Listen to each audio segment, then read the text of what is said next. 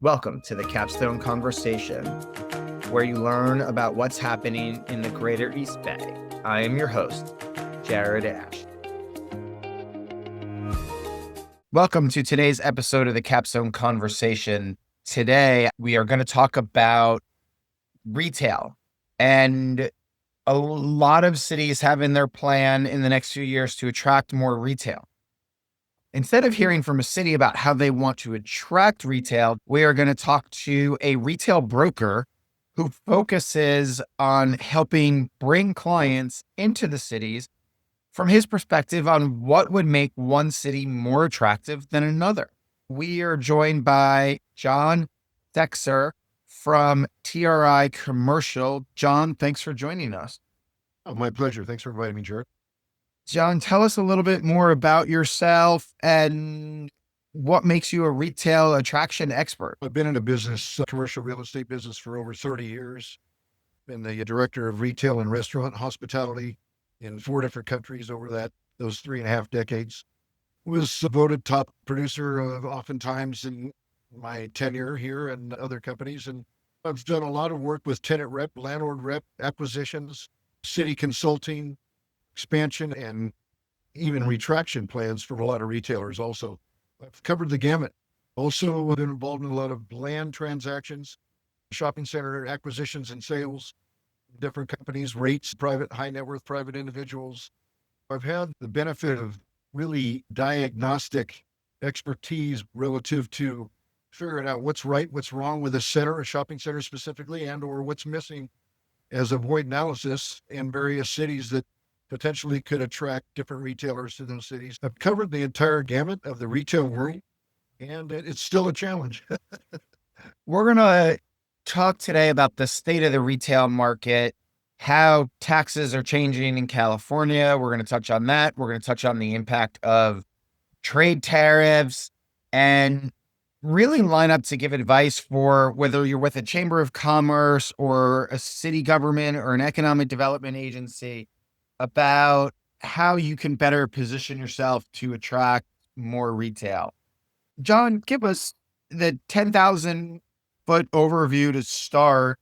What is the state of the retail in the Bay Area? How has it shifted post-COVID, post the creation of Amazon Prime? I ordered something last night at 11. It was delivered at 6:15 a.m. this morning. Talk to us about just where is the market? Yeah, the omni-channel retail world has definitely changed. Whether you're looking at bricks and mortar or online, it's changing all the time. Clearly, the presence of online channels have impacted the retail world significantly, but not to the point of, where the collapse of bricks and mortar, and even though there's a greater fortunate share every day of online shopping, it also spurs on the attraction of some bricks and mortar in those companies that didn't previously have bricks and mortar street locations for their presence, customer loyalty, and also the shopping experience. That will always remain. There'll always be that component that's critically important to the retail world. Tariffs, on the other hand, when you look at a 10% baseline tariff on all imported goods and the higher reciprocal tariffs in countries which we're having a trade deficit with, it's definitely having an impact. All these tariffs really are to address the trade imbalances and protect American industries. Yes, it's going to impact us adversely in the short run, but overall, I believe in the long run, it's going to create that balance that is necessary in the trade deficit world and also create a stronger economy here overall by bringing manufacturing back in and bringing greater jobs. One of the companies that was impacted severely by a tariff was a company that KKR owned called Marelli in the auto parts world. One of the largest global auto parts component suppliers in the world. They filed Chapter 11 just a week ago. And their culprit, they claim, is the tariff that are in place. Clearly, there's a 25% tariffs on all cars and certain car parts, but those are also changing depending on the company and where the imbalance is. I don't know that it's really affected the auto industry, though, so much yet. One reason is because there was a clear amount of inventory in place prior to the tariff and an inventory post-COVID.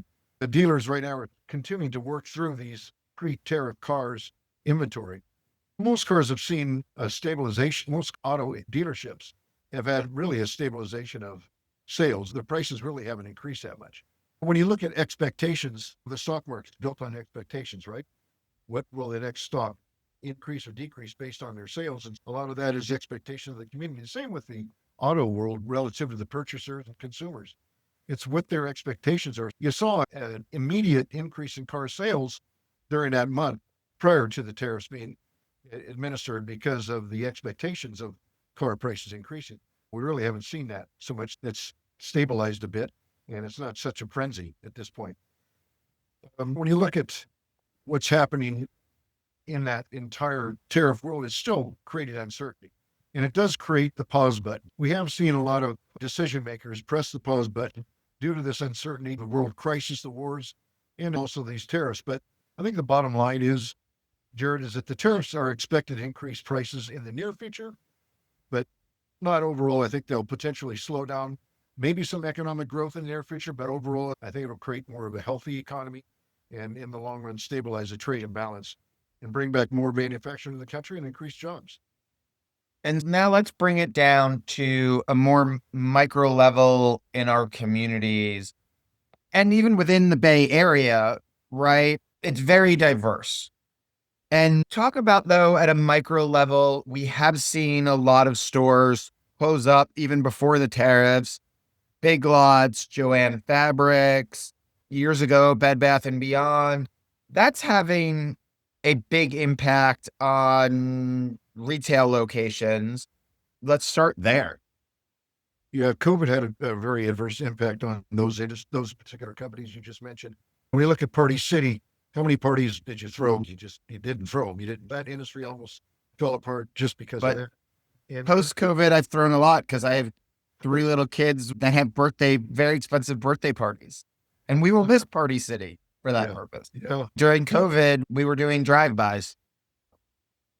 yeah, it's interesting that some of those industries, the hobby industries, I think also the pet industry, the hobby industry, the party industry, all those were severely affected by COVID just because of the social gathering prohibition. And they bounced back, I think, but there's still so many people that are still used to working from home and just not getting out as much. Really, there is such a desire for the social interaction, but it's just not unfolding as quickly as people thought it might. I was talking to a pizza operator just the other day, and he mentioned that when we were talking about tariffs on a micro level, he buys much of his ingredients from outside the US. He's a specialized Italian pizza operator, and he buys all his cheeses and ingredients from Italy. And he said that his ingredients, particularly the cheese, went up 25% as a result of the tariff there. And can he charge 25% more for his pizza? Not when those prices were already increased post-COVID. The food industry is really challenged. You add the increase in minimum wages, the increase in food costs, everything from eggs to you name it that have gone up. And does it hit the consumer? Yes. Has it hit the consumer yet as much as it might? No, I don't think so. That will be an industry that's still obviously very precarious relative to how high can they actually raise the prices before people actually start cooking again at home versus going out. I think when you look at the demographic profiles of our world here in our country, when you look at X and Z, Y generation, much of those generations don't cook. They just don't cook. And they rely on the DoorDashes of the world, the restaurants of the world, and that social interaction now that has increased in that particular demographic. I think that's just a societal change. That entire demographic profile continue to patronize the restaurant industry, and they will clearly benefit from that. Any of those restaurants that had a product that was quick service, where you could either call in, have it delivered, or just pick up, or had a patio, those all clearly benefited during the COVID era and post-COVID as they continue to have now greater patio experiences and quicker service. That was a benefit and a transformation due to COVID. One of the things around that younger generation that you talked about, the DoorDash and the eating just out more, it's interesting because I remember when I was late 20s, early 30s and living in San Francisco versus now I live in the suburbs and I have kids. I was just out, right? Or I went to happy hour that led to, oh, now it's 8:30, 9 o'clock. I don't want to go home and cook. Let me grab whatever on the way. And I wonder if that's how that will change as those generations shift a little bit. But also, I hear a lot about this. The younger generation doesn't drink as much, and that's impacting residents because alcohol, even wine, was a big profit margin for them. Is that impacting retail? Great question. I think demographically, we are seeing a greater component of the ethnic demographic expanding tremendously, particularly throughout the Bay Area. And much of those demographics, the ethnic demographic, they don't consume much alcohol. And that's one component to that. When you have that increased ethnic demographic expanding throughout the Bay Area, then you're just going to have less consumption of alcohol due to that demographic. The drunken driving DUI stops are back in force now, and they're actually having those forced stops more frequently now again. That has an effect on it also. And I think it's obviously a very strong deterrent, and the general public recognizes that also. That has an effect on it. But I think clearly it's more of the ethnic trade, the ethnic demographic. There's several ethnicities that just don't consume much alcohol. And there are growing demographic components in our society in the Bay Area right now in a big way. It's also affecting the retail world as we're seeing much more expansion in the ethnic food categories, retail categories, those celebratory categories with ethnicities that celebrate their, and we're seeing a great deal of that with banquet facilities on the increase. And when you see ethnic groceries, ethnic restaurants, those really are the two main components that are expanding throughout the Bay Area right now. Interesting. If I'm an economic development director for a city or a chamber of commerce, what should I be thinking about or looking at for that sort of ethnic trend and attracting businesses related to those ethnic trends? Yeah. I would, on a micro level, I think a task force where you could potentially assemble parcels throughout your particular city that could potentially be geared up for attracting any development in the retail world. It could be a specialty grocer, an American specialty grocer, Trader Joe's, Whole Foods, or it could be ethnic grocers in the Latin or Filipino or Asian categories that are expanding. They typically need a larger area for development, and they attract accessory types of retailers and those other retailers and food uses that are synergistic to the anchor tenant, like a seafood city, for instance. When you see a seafood city land, it's predominantly a Filipino ethnicity, but they also attract 5, 10, 15 ancillary tenants that are synergistic and complementary to the mothership, if you will, to all their food components. All the insurance, law, financing components that are ethnic related are attracted to a tenant like a seafood city because they have their customer profile. It's almost 100% of what they're looking for, so that they can feed off of that. An economic community development coordinator, if he has a task force of people that can potentially assemble parcels of land that could accommodate a development such as a seafood city, Trader Joe's, or somebody like that, and in conjunction with their complementary users, now we can go out to the development industry, present these parcels, and have a clear path of travel for a successful development once identified. One big takeaway I'm hearing from that, right, to summarize, is this synergy around an anchored sort of tenant in a lot of ways. And I'll give a shout out to Charles Ching and Mike Neiman in Walnut Creek. There are, in the last couple of years, 2 new cancer centers built in Walnut Creek. And what they are doing is mapping out a medical corridor and looking at studies for what businesses, this is in retail, but this is a good example of it, what businesses should feed off of a cancer center and how do we attract it? And they're looking at how to rezone certain areas to create more flexibility on medical space from dead office space, maybe. And I think what other services related to that ethnic group can go around that as the anchor tenant? And I think cities should start looking about what is their anchor tenant, or how do they attract that and then look for the ancillary businesses that can feed off of it? Yes. I think the primary demand generator really for retail is residential. The goal for each one of these economic community development coordinators should be looking at their downtowns and really figuring out how they can create critical mass with which to attract the retail. If they look at raising their height limitations, if they look at being more flexible with regard to their FAR, their floor area ratios with regard to development, and also creating various incentives to attract residential developers that would be interested in potentially building a mid-rise, high-rise residential mixed-use component and attract that would then create a greater influx of people in that downtown region. The more people you have, the greater demand you'll have for the retail. That is really the number one component to attracting greater retail in these cities, is by increasing the residential, and not just any residential that could potentially be unique, that would attract a discerning palate also.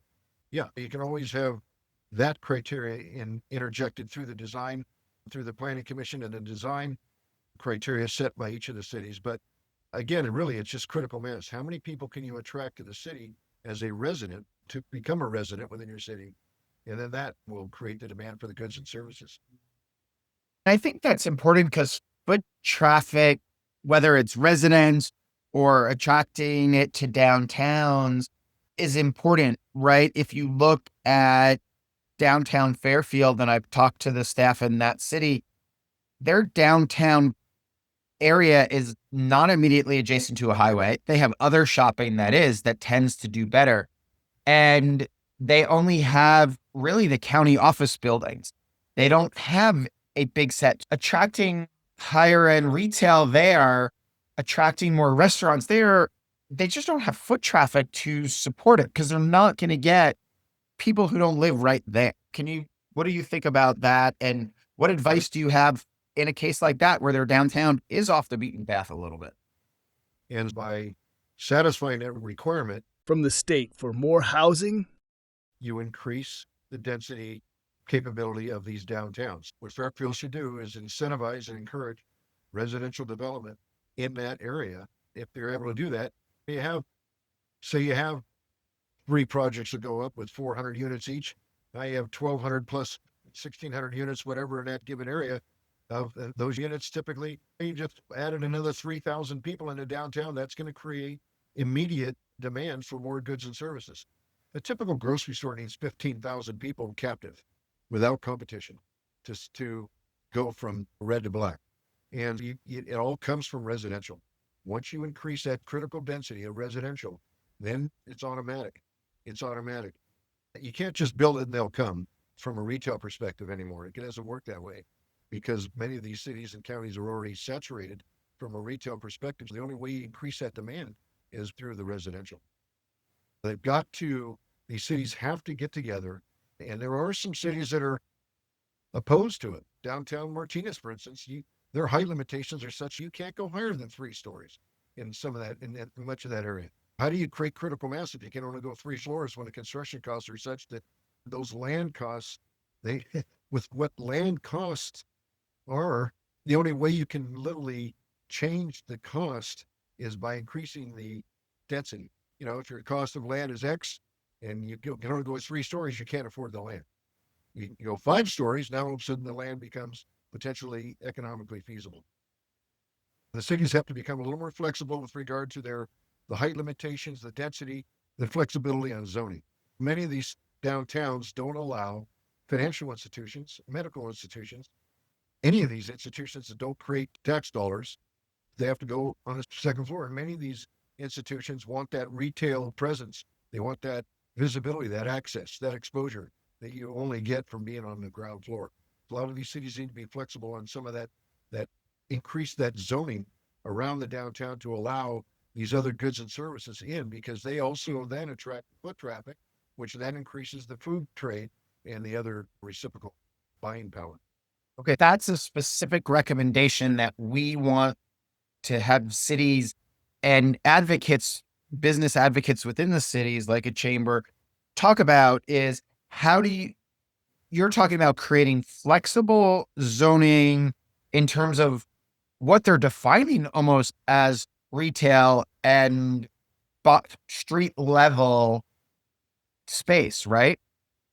Yes, because do they receive tax dollars from the medical financial institution? Not like they would from retail, certainly. And that's the disincentive from them. What they are short sighted on is if you do allow those uses in the downtown, then they attract the reciprocal and complementary retailers and restaurants where they do receive tax dollars from because of that increased trade and increased foot traffic generated by the financial or medical use. They're not seeing that complementary reciprocal buying power generated by those uses. They would see it over time as a result of the demand created by just having that foot traffic in that particular area increase. And I think that's important. And I've talked to a couple cities where they've had an expansion of kids' activities in industrial areas, right? Trampoline parks, bounce houses, climbing walls, whatever. And I'm excited near me in a shopping center where a Steinmart closed and went out of business.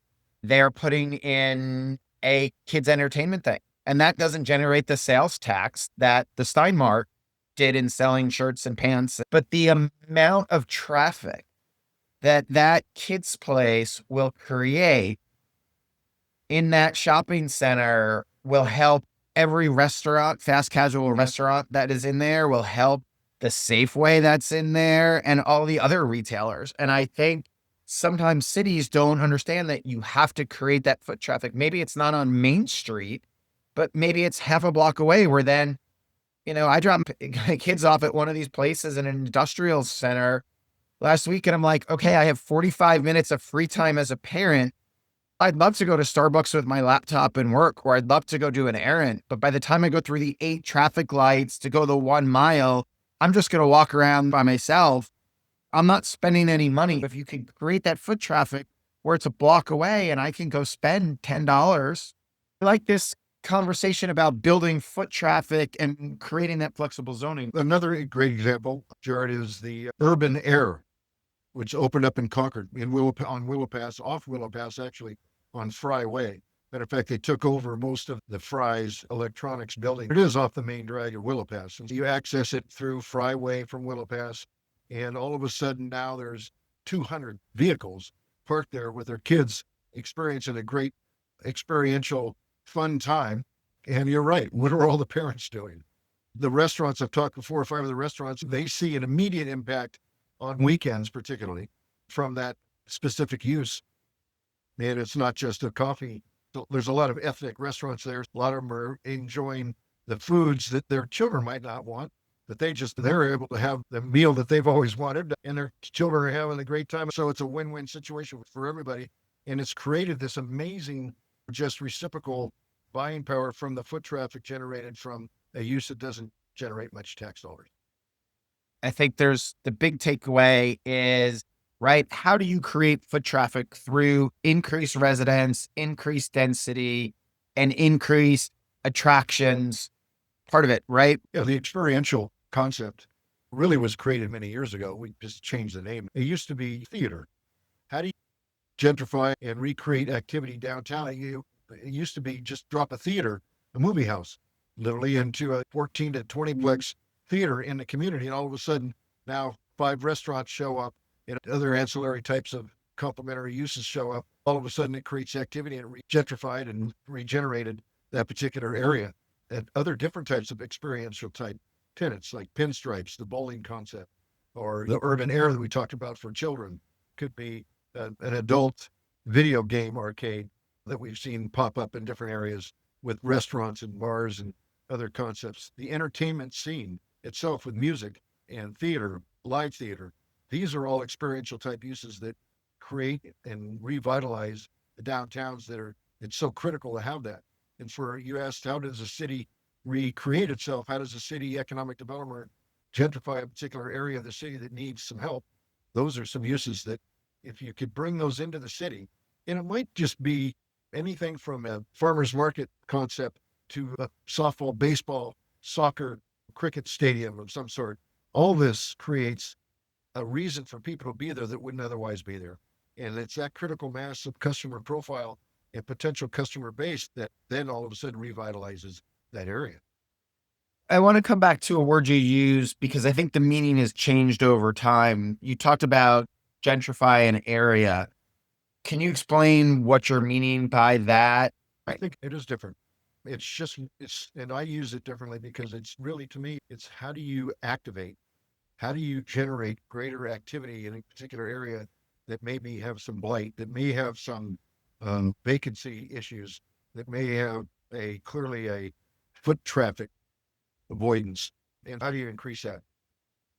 And that's my definition. If you're able to do that through various entertainment and experiential type uses, could be anything from a new art exhibit, could be either canvas or sculpture that creates an attraction, a wine and food festival, pairing various retailers or restaurants against each other in competition. They used to have, remember where they'd have the bartender competitions, and you would go from one. You literally have all the bartenders from a given community come to one central area of a restaurant or a hotel and then have a competition. All of a sudden, it creates notoriety and excitement for each of those restaurants afterwards. That it creates this amazing influx of 100, 200 people instantly in that given area. And you can do that in an area that's void of traffic. Little things like that create a variety of activity, and much of it is ethnic instituted or instituted. I remember I used to live in Miami and the old design district there, which sort of had vanished as times changed. And a lot of those companies went overseas to produce shirts. I know we were talking about manufacturing here. And then somebody put in a high end art gallery in there. And then somebody put one across the street. Then the city rezoned and made that area into an art district. And then they attracted more people. And then what happens when you're doing that? They started doing Friday walks. Like the art gallery started serving like wine for free and brought people in. And then what popped up? 12 restaurants. Then what happened? A high rise building came in.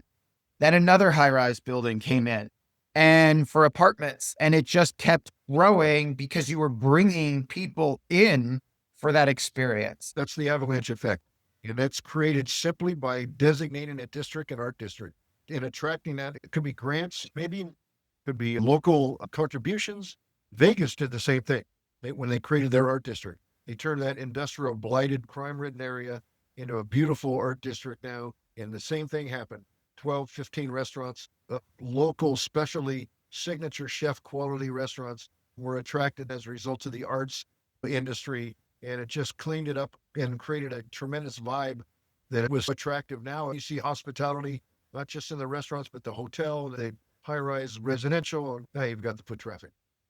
I want to pivot and talk about blighted shopping centers, those old strip centers where, and I've talked to a mayor and they said their biggest problem with it is grandpa might have bought that shopping center in the 1960s. Now there's 8 grandkids who are all adults that might receive $1,000 or $2,000 a month off of the one anchor store that's in it or something else. But then they get the tax write-off for all the vacancies and they don't want to invest in it because they can't all agree on it. They're getting the tax write-off for their high-end W-2s in tech. How does the city take some of those shopping centers that are just not getting the investment in it to make it look new and comfortable? What does the city do about that? What does the chamber do? Yeah, that's a great question. And it's an ongoing challenge to all of these cities. Number one, obviously coming from a brokerage standpoint, hire a good brokerage firm as a consultant here.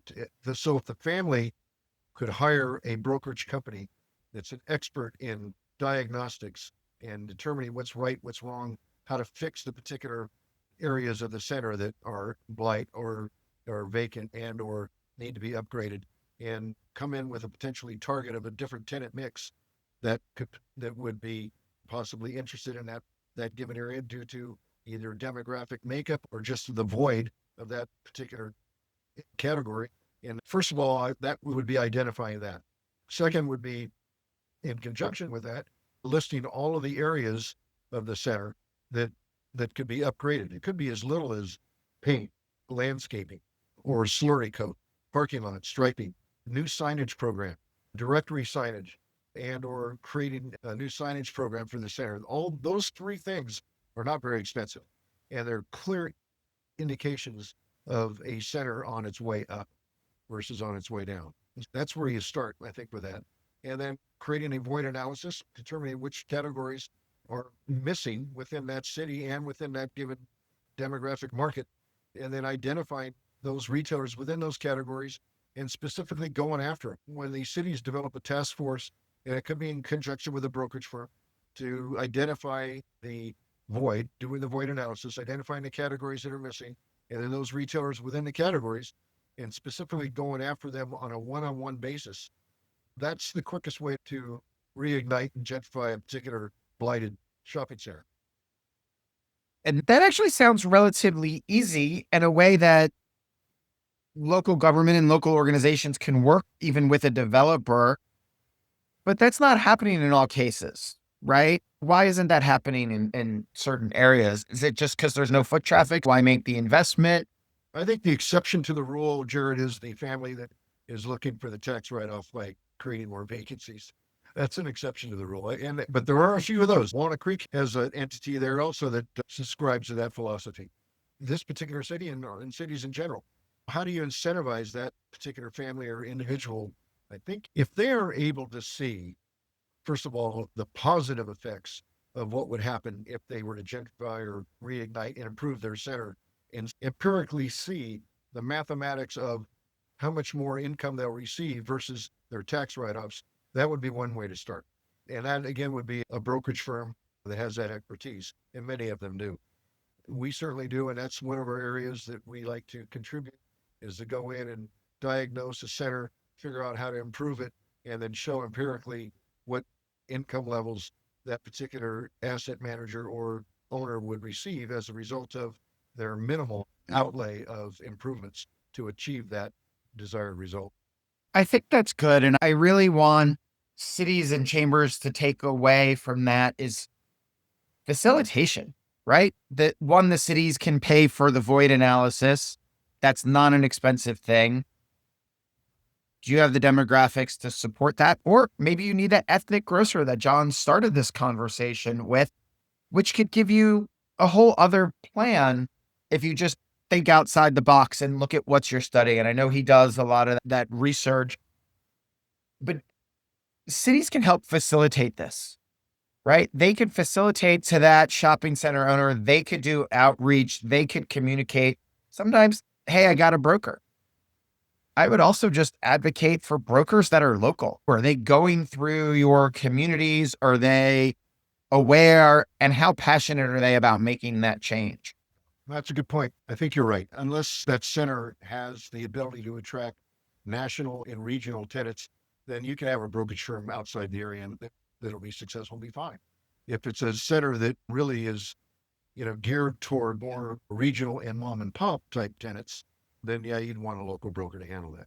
It doesn't make sense for the broker outside the community to work a community from a local perspective. It's much more time consuming and there's just less dollars involved in it. Typically, to handle a broker that has an immediate expert in knowledge of the given area in that particular market and knowledge of what's missing and potentially what other retailers might be willing to expand within that area, that's key. And that would be a local broker, and local meaning within 20 miles of it. That's one area. I think that you mentioned that the ethnicity. Yeah, if every city initially wanted a Nordstrom and a Trader Joe's, a Whole Foods, and An Apple store. Yeah. yeah, there are many cities that don't have that particular demographic. You got to pivot. In what direction do you go? And that is, you study the demographics, study it hard, look at what demographic makeup is actually increasing, and cater to that demographic. And that potentially is an ethnic grocer, ethnic retailer, and then you build around that with the ancillary ethnic uses that are complementary to that. Sure. I think that's really smart. There is, for every demographic, there is a retail need and a retailer who wants to be there.